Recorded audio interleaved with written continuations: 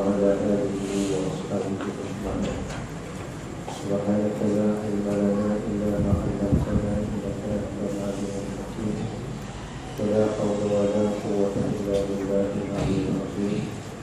Tuan, puan dan rahmatnya Allah, alhamdulillah malam ini dapat kita meneruskan cara wajib, walaupun dia adalah sunat, tapi kita seolah-olah mewajibkan dia dalam bulan Ramadan ini, iaitulah fadilat yang besar solat tarawih.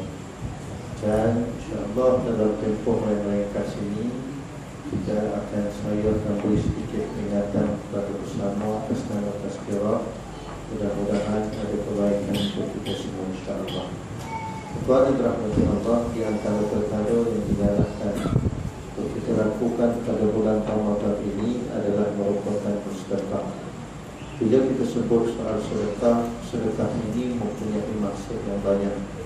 Salah satu daripada maksud sedekah yang Allah Subhanahu wa Ta'ala katakan adalah soal zakat. Allah SWT menyatakan innamas sadaqatu lil fuqara'i wal masakin wal 'amilina 'alaiha. Bila Allah SWT cerita berkenaan dengan asnaf-asnaf zakat, 8 golongan yang layak menerima zakat itu, maka Allah SWT menggunakan kalimat sedekah. Jadi maksud sedekah yang perlu untuk kita ingat di dalam bulan Ramadan ini adalah kepatuhan zakat. Khususnya pertama berkait dengan zakat fitrah. Zakat fitrah ini wajib kita tunaikan kerana kewajiban zakat fitrah itu tidak terletak hanya pada orang lelaki ataupun tidak hanya terletak kepada orang dewasa. Sebaliknya kewajiban zakat fitrah itu diwajibkan kepada semua orang Islam, tak kira dia lelaki, tak kira dia perempuan, tak kira dia dewasa, tak kira dia kanak-kanak. Bahkan bayi sekalipun perlu untuk mengeluarkan zakat fitrah. Jadi oleh kerana itu, kalau tuan-tuan masih ada bayi, janganlah bawa pergi jumpa amin. Maknanya tuan-tuan mintalah penjaga dia, kita sebagai mak ayah dia yang mengeluarkan zakat bagi pihak dia. Jadi oleh kerana itu, tuan-tuan dan rahmati Allah, ingat syarat berkenaan dengan zakat fitrah ini wajib kepada setiap orang Islam. Jadi kalau tuan-tuan ada anak sekolah menengah tu belajar-belajar, mintalah dia sendiri pergi bayarkan zakat fitrah, jumpa dengan amil itu, agar mereka tahu bahawa itu kewajipan yang Allah taklif kepada dia, bukan hanya mengharapkan kepada mak ayah. Kadang-kadang ada orang ni dah 20-30 tahun hanya dah bayar zakat fitrah belum. Kata angkat, tunggu ayah saya bayar. Ayah ni dah 60 tahun dah, tak larat nak pergi masjid dah terus, tapi disuruh masih mengharapkan mak ayah ni baik. Jadi tuan-tuan dan rahmati Allah, ingat kewajipan zakat fitrah itu adalah pada setiap individu, tidak kira lelaki dan perempuan. Maka sama-sama nak kita menunaikan. Syarat yang kedua, ulama menyatakan bahawa perlunya kita hidup dalam bulan Ramadan dan hidup dalam bulan Syawal. Maknanya kalau seorang itu hanya hidup pada bulan Ramadan, masuk di Ramadan, tengah-tengah Ramadan Allah tarik nyawa dia, tak wajib zakat fitrah. Jadi syarat diwajibkan zakat fitrah itu adalah apabila dia hidup dalam bulan Ramadan dan hidup dalam bulan Syawal, walaupun hanya satu nafas kehidupannya. Contoh dia hidup Ramadan, pagi hari raya dia mati, kan? Sebelum sembahyang raya tu dia meninggal, makan lemang banyak agak-agak je lah, kan? Jadi meninggal dia, tapi sempat dia menghirup udara ataupun oksigen pada malam hari raya ataupun pada pagi hari raya, diwajibkan zakat fitrah. Tapi kalau seorang kanak-kanak itu lahir pada pagi hari raya, kan, lahir pagi sebelum nak sembahyang tu, tiba-tiba seorang perempuan melahirkan seorang anak, selain dinamakan anak itu Idul Fitri, jadi antara perkara yang perlu diselesaikan bagi pihak anak ini adalah zakat fitrah. Tak kena? Tak kena. Kenapa? Sebab dia lahir pada pagi hari raya, tidak sempat pada bulan Ramadan. Oleh kerana itu, syarat wajibnya zakat fitrah itu adalah dia hidup dalam bulan Ramadan dan juga hidup dalam bulan Syawal. Syarat yang ketiga adalah dia mesti memiliki keupayaan untuk makan ataupun memiliki makanan pada malam hari raya, sehinggalah hari raya pertama sampai kepada waktu asar ataupun maghrib. Maknanya kalaulah seseorang itu dia ada makanan malam hari raya, cukup makan dia. ataupun pagi hari raya dia cukup makan, tengah hari raya cukup makan dia tuan-tuan, maka wajib dia keluar zakat fitrah. Jadi oleh kerana itu kita rasa tidak ada isu seorang pun yang dikecualikan daripada membayar zakat fitrah. Kenapa tuan-tuan sekalian? Kerana kita tahu bahawa kalau orang Malaysia ni malam hari raya ni bukan hanya sekadar ada nasi, ada lombang, ada bandang, kuih raya berpuluh-puluh, berbalang-balang penuh dekat dapur. Jadi nak tunjuk kita tidak kekurangan makanan. Jadi oleh kerana itu, bila kita sebut soal memperbanyakkan sedekah itu, maka di antara pertama yang perlu untuk kita ingat adalah soal untuk kita mengeluarkan zakat sebagai satu kefarduan yang Allah Subhanahu wa taala bagi kepada kita. Yang kedua tuan-tuan sekalian, bila kita sebut berkenaan dengan sedekah, sedekah ini juga boleh diartikan dengan maksud wakaf. Sebab Nabi SAW menyatakan dalam satu hadis, "Idza mata ibnu Adam inqata 'amaluhu illa min salas." Maka jika mati anak Adam itu, maka terputuslah daripadanya kecuali 3 perkara. Dan salah satu daripada perkara yang disebut oleh Rasulullah SAW adalah merupakan sedekahul jariyah, iaitu sedekah yang mengalir ganjaran pahalanya di sisi Allah Subhanahu wa taala. Bila kita sebut pahala sedekah yang mengalir pahalanya di sisi Allah, maka para ulama menetapkan bahawa maksud sedekah jariyah ini adalah amalan wakaf, yakni kita mencari suatu harta yang boleh kita bermanfaatkan bagi kegunaan orang yang akan datang, walaupun dalam keadaan kita sudah pun meninggal dunia. Contoh, bila surau ni nak buat besar, renovate surau ni tuan-tuan, dia minta dana, maka itu satu bentuk sedekah jariyah ataupun wakaf yang kita berikan. Kenapa? Dengan sumbangan yang kita bagi itu, walaupun kita telah mati, selagi mana surau ini dimanfaatkan untuk tujuan kebaikan umat Islam dan umat, maka selagi itu tuan-tuan akan dapat pahala ganjaran di sisi Allah Subhanahu wa taala. Jadi sama juga kalau ada orang minta berkenaan dengan wakaf sekolah, maka itu satu bentuk wakaf, iaitu tuan-tuan mewakafkan harta tuan-tuan demi untuk kesinambungan harta, kesinambungan ganjaran di sisi Allah Subhanahu wa taala setelah daripada kita mati. Tuan-tuan bayangkan betapa hebatnya 2 orang anak yatim pada zaman Rasulullah sallallahu alaihi wasallam, di mana 2 anak yatim ini telah mewakafkan tanahnya kepada Nabi SAW untuk dibina Masjid Nabawi. Dan Masjid Nabawi itu terus digunakan sehingga sekarang. Tuan-tuan bayanglah betapa banyak pahala yang diperoleh oleh 2 anak yatim ini kerana wakaf yang telah dilakukan. Jadi kalau tuan-tuan kita pecah sikit, maknanya selain daripada tabung surau masjid untuk aktiviti, dalam masa yang sama tuan-tuan carilah sedekah yang boleh mengekalkan manfaatnya di sisi Allah Subhanahu wa taala, lalu kita akan peroleh ganjaran pahala yang besar di sisi Allah. Baik, selain daripada maksud zakat dan maksud wakaf, dia juga boleh dimasukkan sedekah yang biasa. Maknanya dalam bulan Ramadan, Nabi SAW pernah menyatakan, "Man fatara sha'iman kana lahu mislu man amilahu min ghairi an yanqusa ajri sha'imi syai'an." Kata Nabi SAW, barang siapa yang memberi makan kepada orang yang berbuka, maka sesungguhnya ganjaran pahalanya adalah sama sebagaimana orang yang berpuasa tersebut tanpa mengurangkan pahala puasanya sedikit pun. Maknanya itu adalah satu galakan Nabi SAW supaya kita bersedekah, mencari memberikan makan kepada orang yang berpuasa. Kenapa? Ganjarannya sama sebagaimana orang berpuasa tersebut. Dan itu kalau kita belajar secara detail, apakah yang dimaksudkan dengan manfaat rasa iman, iaitu barang siapa yang memberi makan kepada orang yang berpuasa, iaitu makanan yang pertama yang dimakan oleh orang yang berbuka tersebutlah akan mendapat ganjaran yang besar di sisi Allah. Maknanya tuan-tuan, bulan Ramadan ni kita derma kurma kan, contoh kita bagi kurma, kita minta kawan kita, kau makan, jangan makan kurma lain buka puasa ni, kau minta makan kurma dia ni. Sebab apa? Sebab makanan pertama itulah yang sebahagian para ulama menyatakan makanan itulah yang menjadi maksud sabda Rasulullah SAW berkenaan dengan orang yang berbuka puasa. Sebab itu tuan-tuan dan rahmati Allah, bila buka puasa ni tuan-tuan, kalau mengikut mazhab kita Asy-Syafi'i, tuan-tuan boleh buka antara kitab yang menulis berkenaan dengan perkara ini adalah kitab Umdatus Salik, karangan daripada Syekh Abu Abbas Al-Masri. beliau telah menuliskan bahawa para salafus salih bila mana mereka berbuka puasa dengan beberapa turutan. Yang pertama, tuan-tuan sekalian, mereka berbuka puasa dengan tamar.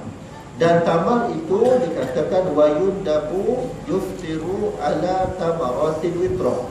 Itu matanya, maknanya dia nak tulis kata disunatkan kepada kita berbuka dengan tamarat, sekurang-kurangnya 3 biji tamar. Kita makan berapa tadi? Rasanya sebiji je tuan-tuan. Lepas tu makan cendol, lepas tu makan makanan lain. Tahun ni ada minuman istimewa, saya pun baru tahu, Black Currant Bandung. Kata nak makan belum? Boleh cari lepas ni tuan-tuan ya. Pelik-pelik tiap-tiap kali puasa, tiap-tiap kali itulah kita akan jumpa makanan dan minuman yang pelik-pelik. Jadi yang disunatkan kepada kita adalah makan 3 biji tamar ya, setengah. Dan kalau kita makan 3 biji tamar itu pada kadar yang kita rasa cukup. Maknanya kalau kata 3 itu tidak cukup, carilah bilangan yang ganjil, withdraw, itu pada kadar yang witir. Witir ni 3, 5, 7. Jadi kalau tak cukup 3 biji, buka puasa 5. Tak cukup lagi 5, ambil 7. Tak cukup lagi 7, kita makan dengan batang-batang sekali ya. Tak ada masalah. Mana nak cerita, bila kita buka puasa, para salafus salih memulakan dengan 3 biji. Bahkan 3 biji ini kata para ulama, mereka telah berbuka dengan 3 jenis tamar yang berbeza. Maknanya kalau tuan-tuan ada 3 jenis tamar, kan orang banyak sedekah ada 3 jenis. Ada yang macam-macam tamar ni tuan-tuan ya, Yusuf Tayyub, apa lagi, Sofianya, Wasim, macam-macam. Tuan-tuan try 3 biji yang berbeza. Sebab apa? Itulah sunnah yang dilakukan oleh para salafus salih ketika mana mereka berbuka. Dan selepas itu barulah dibacakan doa Allahumma inni laka sumtu wa bika amantu wa ala rizqika aftartu. Antara perkara yang kita buat hari ini, doa itu kita baca sebelum kita makan tamar. Tapi sebenarnya amalan para salafus salih bila mereka berbuka, mereka makan 3 biji tamar ini dulu, kemudian barulah mereka berdoa Allahumma laka sumtu. Kenapa? Karena maksud doa ini menunjukkan kita telah berbuka. Nabi SAW bila berdoa dengan doa ini, Allahumma laka sumtu, ya Allah, kepada engkau kami telah berpuasa dan di atas rezeki engkau kami telah berbuka. Kita baca doa tu telah berbuka, tapi kita tak buka lagi. Maknanya ulama kata kita kena makan dulu 3 biji itu, kemudian barulah kita berdoa. Menunjukkan bila kita berdoa, menzahirkan kesyukuran pada Allah, menunjukkan maksud doa itu telah kita berbuka. Tapi tidaklah menjadi masalah. Kita dah buat hari ini, buatlah, tak ada masalah. Tapi mengikut afdalnya yang dilakukan oleh para ulama dan para salafus salih, mereka akan makan 3 biji tamar ini dulu sebelum mereka membaca doa tersebut. Kemudian turutannya mereka akan minum air, dan sebaik-baik air itu adalah zam-zam. Kalau tak ada zam-zam, makanlah Black Currant Bandung, minum, tak ada masalah. Dan kemudian selepas minum air, maka disunatkan yang dilakukan oleh para salafus salih adalah memakan makanan yang tidak disentuh dengan api. Maknanya tuan-tuan carilah buah-buahan, kan? Maknanya intro sebelum kita makan makanan yang kita masak menggunakan api ni, carilah makanan yang tidak dimasak menggunakan api. Kan buah-buahan, durian, berani, tak berani tuan ya. Dah bukan api terawih sekejap lagi namanya. Carilah buah-buahan yang manis, anggur, makan dulu. Barulah sebelum kita menyentuh nasi, menyentuh kari kambing, jenahah, tempoyak, bukan bersalah apapun. Maknanya itulah turutan yang dilakukan oleh para salafus salih ketika mana mereka berbuka puasa. Jadi oleh kerana itu tuan-tuan yang dirahmati Allah, ulama menyatakan bahawa dalam bab berkenaan sedekah tadi, maka sedekah yang dimaksudkan itu dalam berbuka puasa adalah kita memberikan sedekah kepada makanan yang mula-mula sekali orang makan ketika mereka berbuka puasa. Tapi janganlah lepas ni bila majlis berbuka puasa di masjid, semua bagi kurma, bagi nasi pada. Semua kan berebut-rebut nak cari, nak bagi kurma. Tidak, maksudnya boleh juga. Pahala tetap ada di sisi Allah Subhanahu Wa Taala kerana memberikan makanan isya, al-asya, makanan itu. Tetapi yang meletakkan maksud kepada hadis memberi makan orang berbuka itu adalah pada makanan yang mula-mula mereka makan ketika mana mereka berbuka puasa. Tapi masa saya berhenti dah tak? Tambah sikit. Baik. Sebab itu tuan-tuan yang dirahmati Allah, bila kita sebut berkenaan dengan sedekah, ada orang kata, Ustaz, saya ni macam mana nak bersedekah? Sedangkan saya ni tak adalah pendapatan saya banyak sangat. Nak berzakat bolehlah, nak berwakaf sikit-sikit bolehlah, nak kita nak bagi sedekah makan sekadar sewatak 2 tamar tu boleh. Tapi nak memberikan sedekah besar sebagaimana orang body check yang sebesar itu, saya tidak mampu. Perkara ini pernah berlaku pada zaman Rasulullah SAW. Satu ketika, tuan-tuan sekalian, seorang golongan-golongan muhajirin yang miskin ini datang bertemu dengan Nabi SAW. Dia kata, ya Rasulullah, aku cemburu. Cemburu apa? Dia kata, cemburu aku kepada orang-orang yang kaya. Kerana orang kaya ni mereka semayang, kami semayang. Mereka berpuasa, kami berpuasa. Mereka bersedekah, kami tak boleh sedekah. Sebab mereka ada harta boleh disedekahkan. Sedangkan kami ni tak ada harta yang nak disedekahkan. Bagaimana ya Rasulullah? Maka Nabi SAW menyatakan, hendak tak aku beritahu kepada kamu satu perkara dan satu amalan yang kalau kamu lakukan ini lebih besar daripada ganjaran yang kamu mohon tersebut. Seolah-olah sahabat ini mohon nak minta jadi kaya supaya mereka boleh sedekah. Lalu Nabi SAW meluaskan maksud sedekah tersebut, yang mana Nabi menyatakan setiap tasbih yang kamu lafazkan adalah sedekah, setiap tahmid yang kamu lafazkan adalah sedekah, setiap takbir yang kamu lafazkan adalah sedekah, bahkan bersama dengan isteri kamu juga adalah merupakan satu sedekah. Mana kita ucap zikir subhanallah, alhamdulillah, Allahu akbar, kita niat itu adalah satu sedekah yang kita lafazkan, insya-Allah boleh menandingi kehebatan orang kaya yang bersedekah. Maka orang miskin ni pun tadi pulang ke rumah seronok, tuan-tuan. Kenapa? Kerana mereka dah dapat satu perkara yang boleh menyaingi kehebatan orang kaya. Tapi mereka kata jangan beritahu orang kaya, sebab kalau orang kaya tahu benda ni, habislah kita. Dia pun tak beritahu orang kaya. Tiba-tiba beberapa hari kemudian mereka datang sekali lagi bertemu dengan Nabi SAW. Mereka kata, ya Rasulullah, kami ni sedih balik. Kenapa orang kaya dah tahu dah rahsia? Maknanya orang kaya pun berzikir, orang kaya pun bertasbih, orang kaya pun bertahmid. Maka pada ketika itu macam mana kami ni ada amalan lain tak ya Rasulullah? Maka Nabi SAW menyatakan, zalika fadlullah yu'tihi man yasha. Itulah kelebihan Allah Ta'ala yang Allah Ta'ala beri kepada orang yang kaya. Tapi syarat kelebihan tersebut, orang kaya itu bermanfaatkan dia untuk tujuan bersedekah mendapat ganjaran di sisi Allah Subhanahu wa Ta'ala. Baik tuan-tuan sekalian, ada juga orang menyatakan kepada kita, Ustaz, bukankah kalau kita banyak sedekah, banyak berwakaf ini akan menyebabkan harta kita berkurang? Tu maaf saya tolak dia sesomot dia, tuan-tuan, duduk macam ni ya. Baik. Putri, apakah dengan kita memperbanyakkan sedekah itu menyebabkan harta kita berkurangan? Ya, ada orang fikir gitu, Ustaz, kalau saya sedekah banyak sangat, hilanglah harta saya. Jangan, tuan-tuannya, dengan kita memperbanyakkan sedekah, hakikatnya Allah Subhanahu wa Ta'ala akan menambahkan harta kita.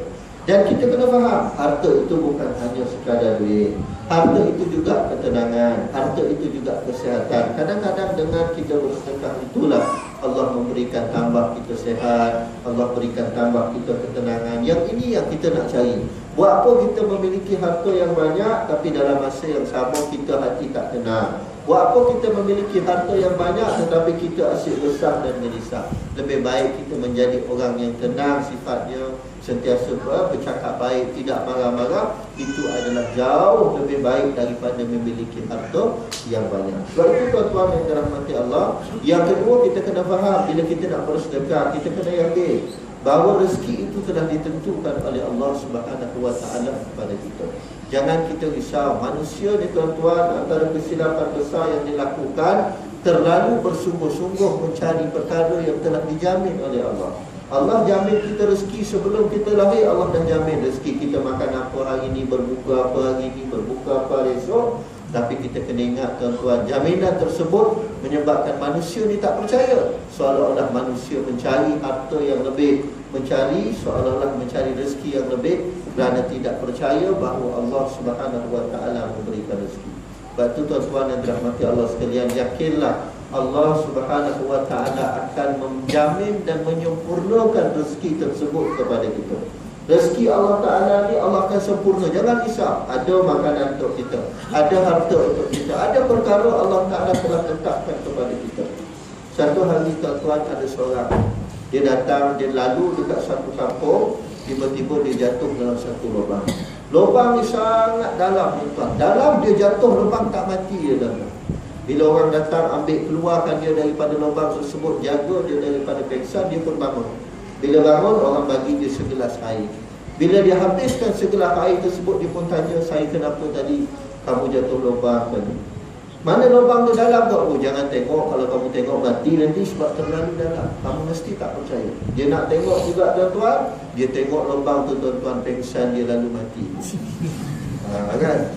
Jadi apa iktibar? Biasanya ada dua. Pertama, iktibarnya itu ketentuan. Ajal itu di tangan Allah. Maknanya kadang-kadang kita orang tengok orang tu aksiden, tengok kereta teruk, orang relax senyum, dia keluar tuan-tuan. Ada kadang-kadang kita tengok orang aksiden kereta tak ada apa-apa, orang tu mati pun ada juga. Jadi soal ajal itu di tangan Allah. Tapi itu bukan keutamaan. Yang kedua, kita nak katakan Allah tetap akan menyempurnakan rezeki pada seseorang. Dalam kes ini, dalam kisah ini kita tahu Allah menyempurnakan segelas air yang telah Allah jamin pada dia sebelum daripada dia mati. Maknanya walaupun dia jatuh lubang yang dalam, Allah kata ada segelas air lagi yang belum dia minum. Maka bila disempurnakan minum air tersebut, barulah Allah Subhanahu wa ta'ala menarik nyawa. Sebab itulah tuan-tuan, yakinlah kita rezeki ini daripada Allah. Maknanya apa-apa pun jaminan rezeki itu daripada Allah. Kadang-kadang kita ada makanan, tuan-tuan ada makanan dekat rumah, pergi pasar pagi tadi, nak masak hari esok, walaupun makanan itu tuan-tuan beli, walaupun makanan itu tuan-tuan letak dalam fridge rumah tuan-tuan sendiri, belum tentu akan menjadi rezeki tuan-tuan. Entah buka-buka esok dia basi, entah buka-buka esok anak dah siap masak dah, kita tak sampai merasa dia pula tak puasa, contoh kan. Ataupun entah kita mati esok, kita tak tahu. Jadi makanan itu belum tentu jadi rezeki kita selagi mana belum masuk dalam mulut kita. Pakaian itu belum tentu jadi rezeki kita selagi mana kita belum pakai pakaian tersebut. Ini orang selalu buat baju raya kan. Tuan-tuan buat baju raya, bila pakai raya, jangan, baik pakai sekarang. Kita ada rezeki tuan-tuan. Berapa ramai ada orang ni buat baju raya, bulan Rejab dah buat dah tuan-tuan. Tambah pula orang perempuan kan, dia suka koleksi baju tu. Dia buat baju tu tuan-tuan, buat baju raya. Tengok-tengok masuk bulan Rejab meninggal dia, bini suami kahwin lain, jadi bini baru yang pakai baju tu tuan-tuan. Hati-hati. Sebab tu kalau ada baju terus pakai. Sebab belum tentu baju itu menjadi rezeki kita selagi mana belum kita pakai. Sebab itu yakin kita tuan-tuan bahawa dalam bulan Ramadan ini banyak sedekah. Walaupun kita rasa banyak duit kita, harta kita yang keluar, yakinlah Allah Subhanahu wa ta'ala akan memberikan rezeki yang terbaik dan tidak akan mengurangkan sedikit pun rezeki yang telah Allah Subhanahu wa ta'ala tentukan kepada kita. Jadi cukup sekadar itu tuan-tuan, secara ringkas pada malam ini. Mudah-mudahan ada kebaikan kepada kita. Aku